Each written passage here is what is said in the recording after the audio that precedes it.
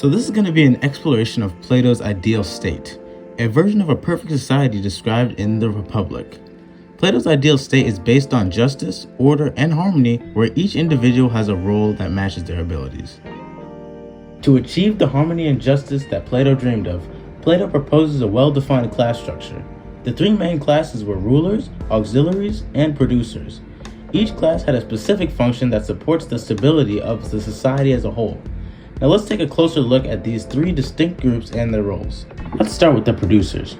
They are common people, the people who would have failed the first exam in Plato's education system, which we'll get into later in the presentation.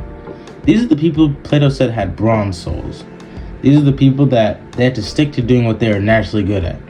They had jobs like businessmen, bankers, farmers, tradesmen, artists, shopkeepers, and laborers. Next we have the auxiliaries, or warriors, whose main job was to protect the state and enforce the laws. They had to make sure that the producer class was safe and following the rules. They had jobs like officers, commanders, marines, the army, the navy, police, and many more. Plato said these people had silver souls, and they would have had to fail the second exam but pass the first one in Plato's education system. Lastly, and maybe most importantly, we have the rulers, aka the philosopher kings. They would be wise leaders chosen to govern.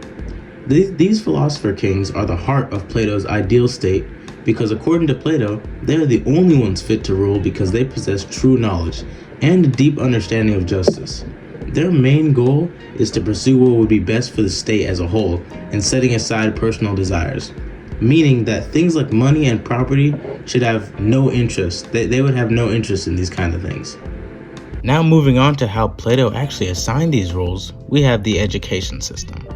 Plato wanted to have a rigorous education system made in such a way that it would weed out potential rulers for the state. From a young age, children are taught music, mathematics, and physical training to help develop their mind and bodies. But once they turn around 18, they will have to take an exam. That will determine whether or not they go to higher education or if they become a producer. People who failed the first exam become producers. However, people who passed the first exam had to do years more of studying in school just to take a second exam. If they failed the second exam, they would become auxiliaries.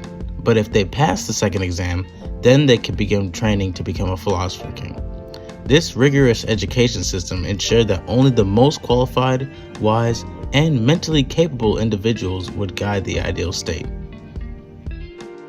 To understand why philosophers should lead, Plato presented the allegory of the cave to the people. He describes where people are living in a cave, only able to see shadows on the wall, in which they believe are reality. But philosophers, in contrast, have left the cave in a sense, gaining true knowledge.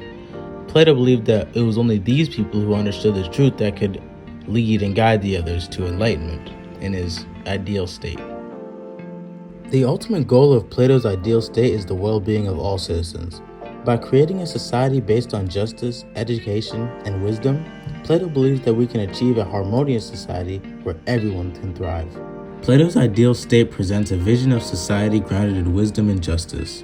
Through a carefully structured class and a rigorous education, he imagines a world where each person contributes to the common good. His philosophy has sparked long-lasting discussions on justice and leadership and the role of education that continues to shape our understanding today.